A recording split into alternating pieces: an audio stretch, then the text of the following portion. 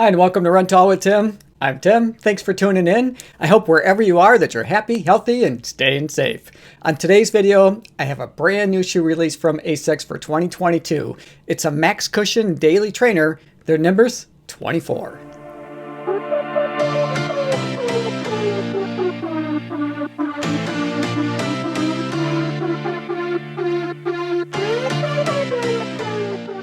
Now this is a pair of shoes that I purchased with my own money. They cost $160 US.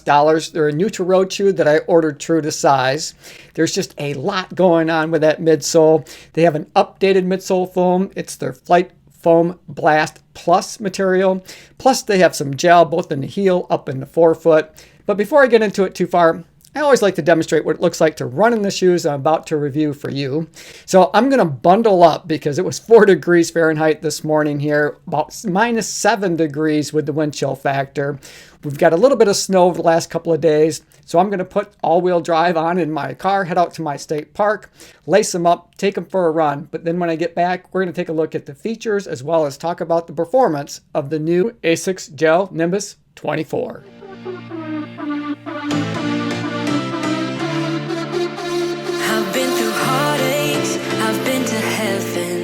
I've done my best and my worst, learned my lessons. No matter how hard my life would treat me, I'd always get right back up, never worry. 'Cause I got a million reasons to keep holding on. Yeah, I got all that it takes to win and overcome. What I got is just a feeling, but it's so strong. It goes on and on, on and on. There's something going on inside of me.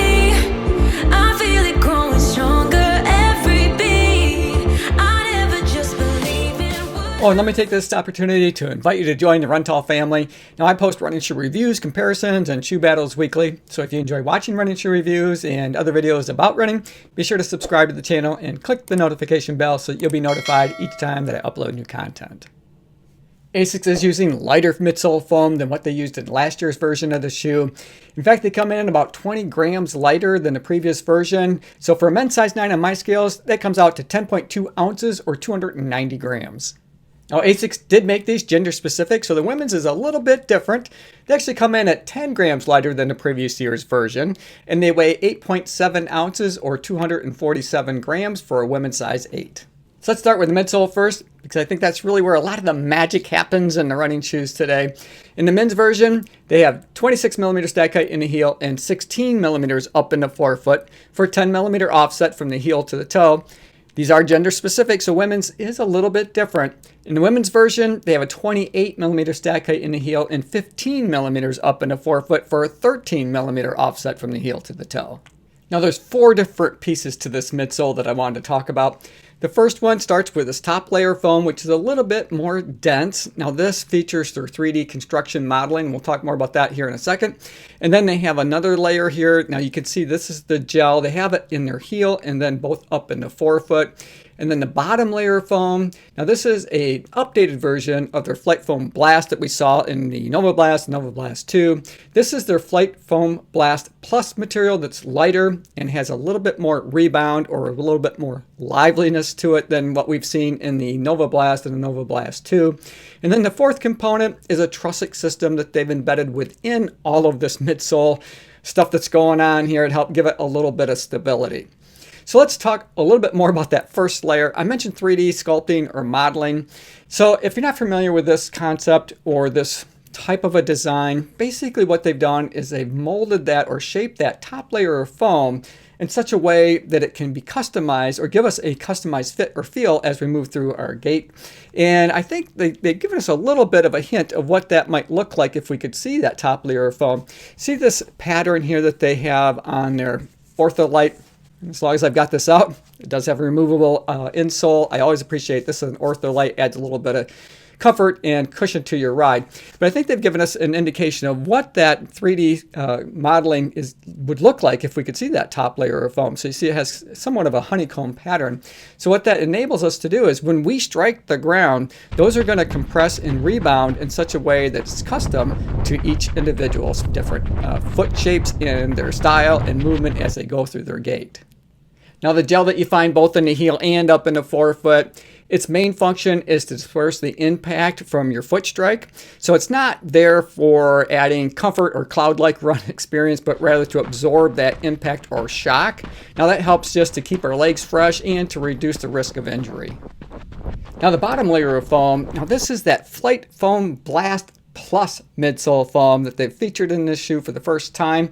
I think we're going to see it in some upcoming versions of their Novablast 3, so I'm looking forward to that. But let's just see how soft it is. I'm going to use my thumbs, give it that compression test. It's not highly scientific, but it does give me an idea of just how soft this is. And as I compress that midsole foam with my thumbs, you can see it compresses pretty easily.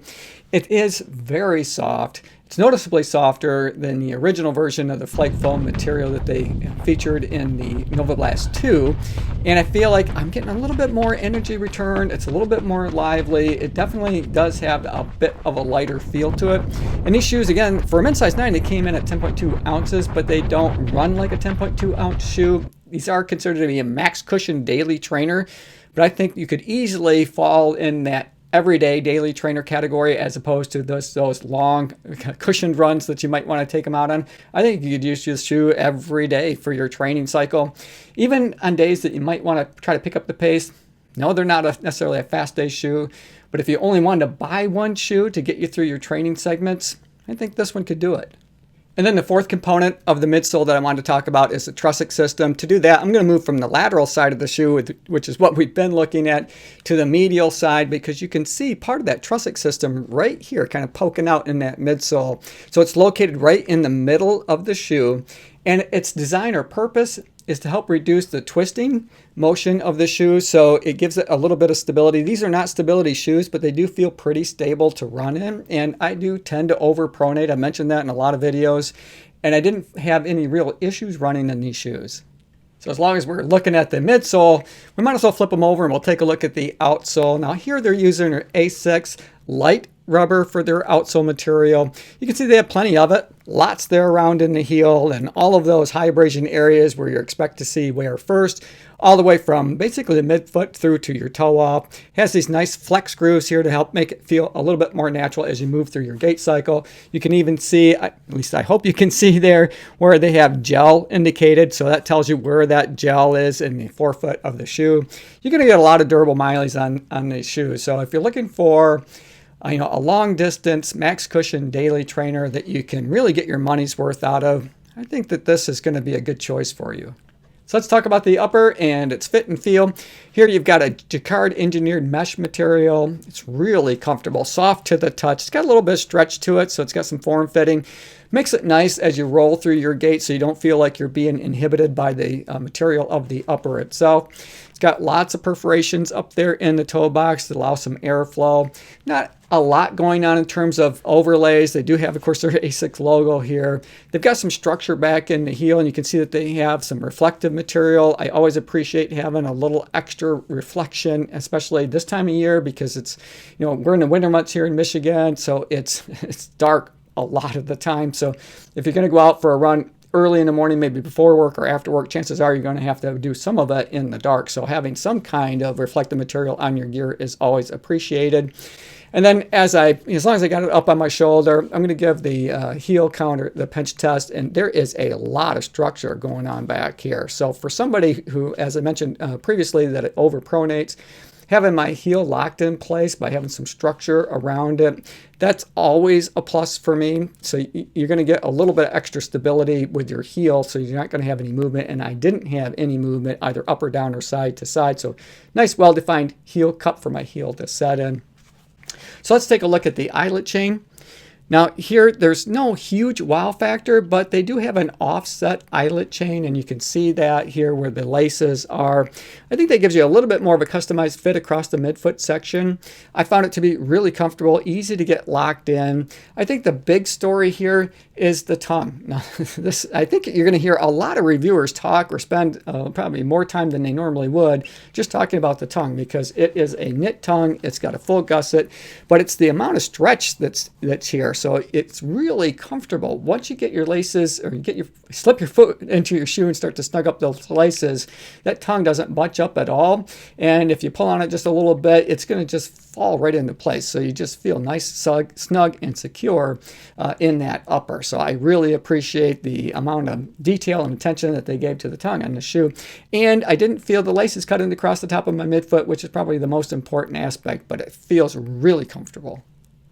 And then finally, we'll take a look at the padding around the heel collar and the tab, and you can see that there is a lot of it. This is a Max Cushion Daily Trainer, and they didn't skimp at all with the padding. It rests mainly up towards the top of the shoe, so I often call this the pillow style of padding. Lots there in the heel counter, which is a more traditional heel counter, so it doesn't have a heel flare. There's no pull tab to help get your shoes on, but I didn't have any issues with that at all. Overall, I think these are a good choice for a Max Cushion Daily Trainer. They have a couple of key features, including that gel both in the heel and up in the forefoot of the shoe to help disperse the impact of your foot strike. And they offer the Flight Foam Blast Plus midsole foam that gives you a little added help as you move through your gait cycle. Hey, thanks for making it to the end of the video. I hope you enjoyed it. I enjoyed making it for you. As always, run tall, run strong, be kind to one another. Thanks for watching, and we'll see you next time right here on Run Tall with Tim. No matter how hard my life would treat me, I'd always get right back up.